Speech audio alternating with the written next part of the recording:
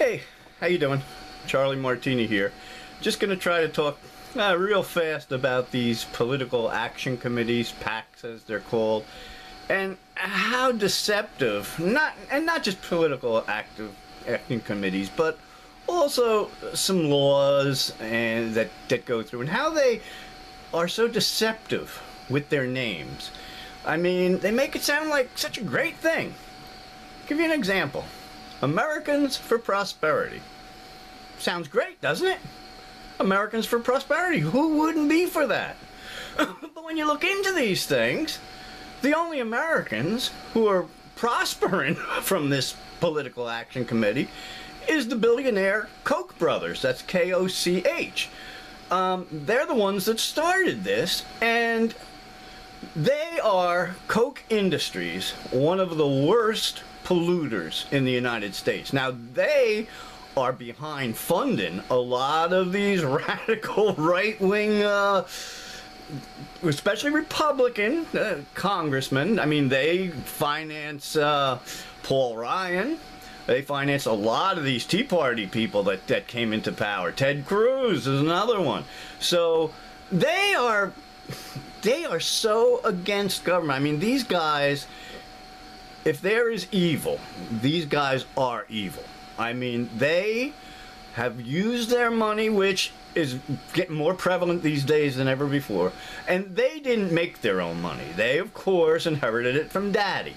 Now, Charles and David are the goddamn bastards. They actually disowned their brother John because John publicly announced that Charles and David Koch don't give a damn about anything but their profits. They don't care about the workers. They don't care about the environment. They don't care about the country. Only what's good for them. And they're the ones that start this Americans for Prosperity. And, you know, if you join these things, sure, they have cookouts. They go to Washington. Glenn Beck is there. And, you know, they have all kind of things, hot dogs and stuff for you. And you're a member of Americans for Prosperity. But also, another, not controversial, but another deceptive term we use, and this is actually sponsored again by the Americans for Prosperity, is right to work. Again, sounds great, right? Right to work. Are you in a right to work state, or are you in a not right to work state? Well, maybe a lot of people don't know. But what right to work actually is the main purpose behind it is to destroy unions. Now, the Americans for Prosperity, you have probably heard on Fox News, the right-wing radio, how terrible union members are. And all the politicians, we got to get rid of the unions. We can't negotiate with them. They're taking all your money away because they're getting benefits and you're not. Well, the right to work says you have a right to get union wages in your state when you work, say if you're an iron worker, but your company is not unionized. Well, under the right to work law, you would still get the same benefits that a union iron worker would get, even though you don't have to pay union dues. So again, you say, well, this is great. I'm getting something for nothing here. I don't have to join the union, don't have to pay dues, yet employers pay me the same as if I am union. So this sounds great. But what happens once unions are gone? Because the only ones fighting, say, for minimum wages, for better benefits, the only ones really fighting for you is the unions. Now, I was a union member my whole working life, just about. My 35 years I was a union member. And let's just look at some comparisons. I never had to pay for health insurance. If there was something I didn't agree with my job, I had a grievance process and a union rep would be there. So if I thought something was unsafe, I could always go bring it up with the union. Now, I didn't make a lot of money, but I made a decent wage. And as a union member, I retired early, full pension, medical benefits, and a drug prescription card, free. Now, you say, is that bad? I mean, I think everybody should be able to retire and have medical benefits for free. So let's go now to my girlfriend, who worked for a car dealer, and she was not union.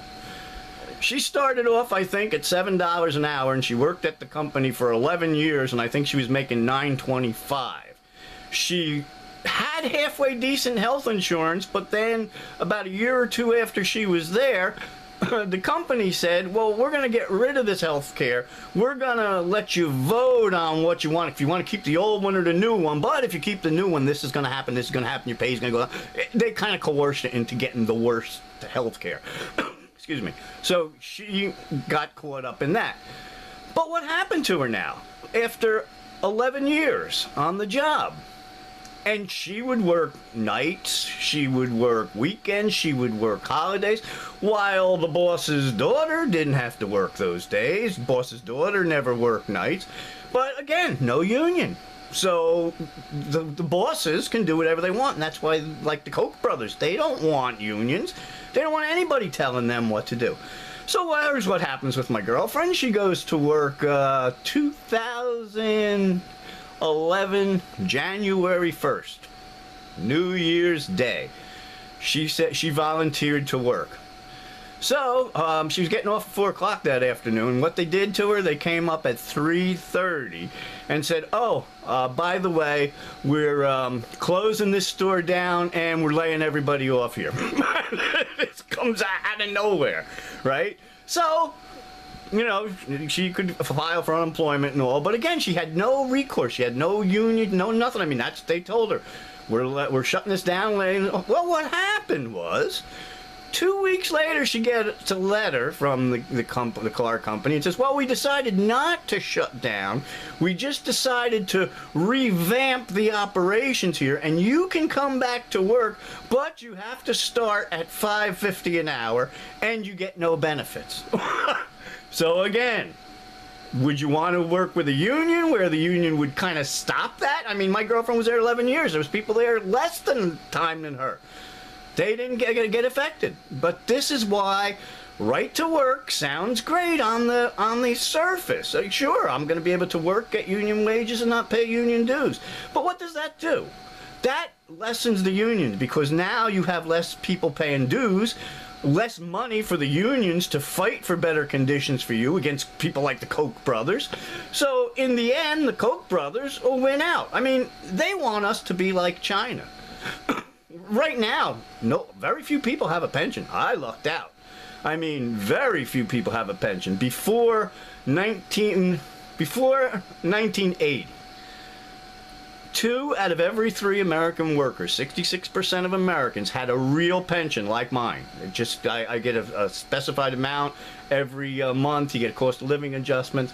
It's not like these 401ks where you can lose everything with the stock market. I have a real pension. And again, 66% of Americans had this in 1979. After Ronald Reagan came in and he started his deregulations, that's when 401ks came in. I don't know if people know this, but 401k was a regular worker had a pension, real pension. The CEOs had great severance packages and pension kind of things too. I mean, you know, but the middle management didn't have anything. So they came up with this thing called 401k, and basically it's because it's in section 401 of the tax code, letter K. So it's pretty far down the list, pretty obscure. But it was just for these people to set up that they could have a pension. Well, after Ronald Reagan deregulated everything, the businesses says, hey, now we can make every employee get a 401k. This doesn't just apply to middle management anymore. So that saved businesses billions and billions of dollars, and that is why most people have to work for the rest of their lives. You can thank Ronald Reagan for that.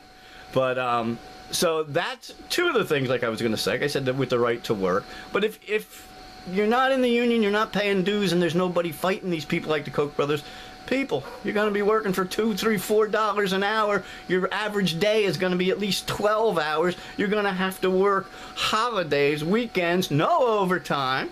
This is what the big businesses want. They want us to be like China. And if we have no unions, you can listen to Fox News all you want, and all of them complain about unions. But the reality is, if we didn't have unions in this country, we might as well call ourselves China, because do you think big business is going to do anything for you? Like I did to my girlfriend. They didn't want to pay her $9 an hour. So they didn't want to pay for her benefits. So what do? Well, we're going to close down. Well, they call her back. Yeah, well, you can come back with a $5.50 and no benefit. See, this is what I mean. If you don't have unions, you don't have rules, these people are going to run all over you. So the last two things I wanted to talk about, we already talked about the Americans for Prosperity and the right to work. Another thing is the bill Citizens United. Again, it sounds great. Citizens United. What citizen doesn't want to be united? But what were they united for? This was the bill, and you didn't hear this on the TV. You didn't hear the news people talking about this, that it was in the Supreme Court going for a debate. It all started over how they wanted to attack Hillary Clinton, and some law shot it down or something. So again, these billionaire Koch brothers and then their cronies all got together and they made this bill, Citizens United. And what it did was made corporations people. For 150 years in our country, corporations were not considered people. And the benefit to that, well, you say, well, what's the big deal? People work for corporations. Well, a corporation, a person has a heart. Some people, the person has compassion. They have, say, an obligation to their country. A duty of mine, but a corporation, their whole point of existence is the bottom line. Make money and make their shareholders and their stockholders happy. That's it. That comes before anything else. That comes before your obligation to your country. Yet now, with Citizens United, corporations are legally now they used to be restricted. I think it might have been $1,000 they could contribute to a campaign, and that was it. But as a person has the right to contribute as much of their money as they want to any candidate. So with Citizens United, once it passed, and the first time it got was 2010, and those elections, because now a corporation could be considered a person and could donate as much money to the political candidate of their choice. I mean, this just opened up the floodgates. That's why so many of these Tea Partiers got in. I think it was like 80 new senators in 2010, because these corporations poured money and money and money behind these people so they would vote in favor of them. They would vote for less regulation. We don't want government, because government's bad. We don't want unions. Unions are bad. But this Citizens United, again, another deceptive term that they used, brought in more money to our political system when the object should be getting money out. We all know our system is corrupt. Every one of us knows it. We're not stupid. But the Supreme Court dumped so much more money in.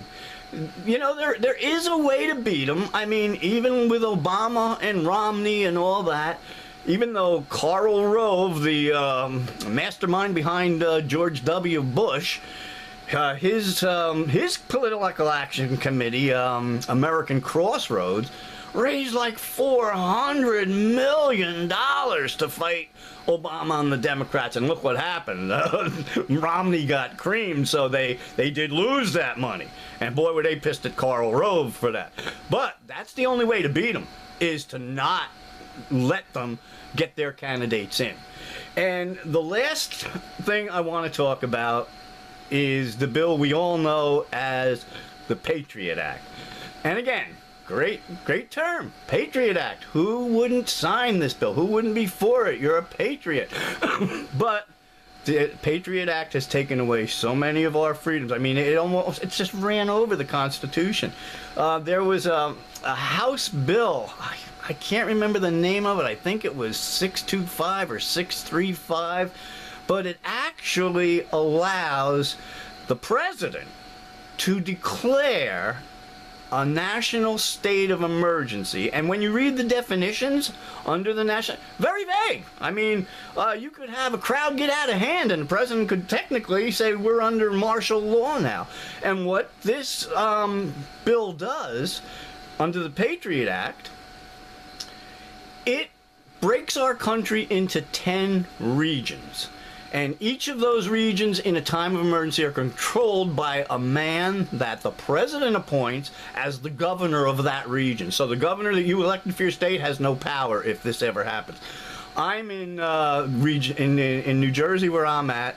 I'm in District 3 on this. New England is 1, New York is 2, New Jersey, Maryland, Delaware, Pennsylvania, and I think West Virginia, maybe even down as far as Virginia. We're Region 3. So we would get caught and we would have a regional governor that would take control over everything. There's other things in this bill, some scary things. If you wanted to go online, there's a good...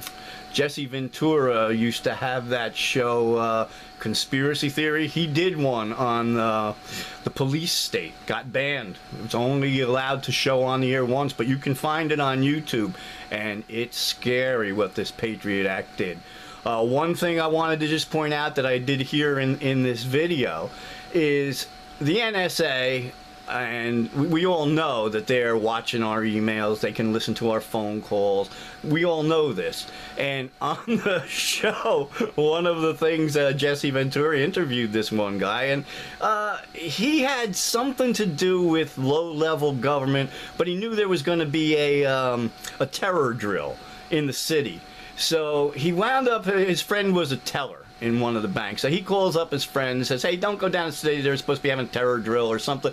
But he used the word terror, and this evidently is a word that sets off the alarm bells when the NSA is supposedly listening to all your conversation. Well, this guy said within a couple hours, FBI showed up at his door. They went through his house. He was not allowed to even ask them what they're searching for. And I guess it went for hours and hours, and finally I guess he got acquitted, and I think he found out, or he assumed, that it must have been the bank that tipped off the FBI. You know, not the NSA was listening to his conversation. He didn't think that. He thought, well, maybe the bank has people listening and they heard something. So he talked to his friend at the bank, and his friend said, no. He says, they're not allowed to do that. He said, they don't have anything in place for that. So then he knew that this is something that the government is doing. And the bad thing that I foresee is because once people start waking up, I mean, another thing we hear is Federal Reserve. Here's another misleading organization of government. It's not federal. It's run by private bankers, and they're stealing us blind. We're in so much debt because of these people. And if people start waking up and find out the truth, that you see that Fox News and MSNBC, they're all smokescreens. They're not telling you what's really going on. But when the people really find out, I mean, look how many people lost their houses. And people are going to get outraged. Look, when Occupy Wall Street, they got scared over that. But the news media was blacked out. They didn't want to cover anything. But my fear is that when the people finally wake up and take to the streets and just get so mad that, like they say, they're mad as hell and they're not going to take it anymore, and they pour out to the streets. I mean, this government knows it's going to happen because they know that they've been fucking with us for so long. So when that happens, I predict that at first it'll be all peaceful demonstrations, but it'll be happening all over the country. I'm predicting this now. All over the country, it'll be like Occupy Wall Street, peaceful, protests, legal protests, and of course then they'll be thrown in shills that'll start breaking store windows and then start bringing into cars, start robbing, and all of a sudden everything starts turning into bedlam. Boom! Now the president can enact under the Patriot Act. He can declare martial law through the whole country and have all these regional governors take over, and we're shit out of luck. Excuse me. The only thing that we would have at that point, and think about what happened with Occupy Wall Street, how the police wouldn't even let them walk on the sidewalk. I don't know if you remember 2010, the World Trade Organization, they were protesting in Seattle. They called it the Battle of Seattle because everybody was out there protesting. The cops would not let them protest in front of where the World Trade Organization was having its meeting. You were not even allowed to wear a button that said, you know, with the line through it, like no, like WTO, no. You were thrown in jail if you wore a button that said no.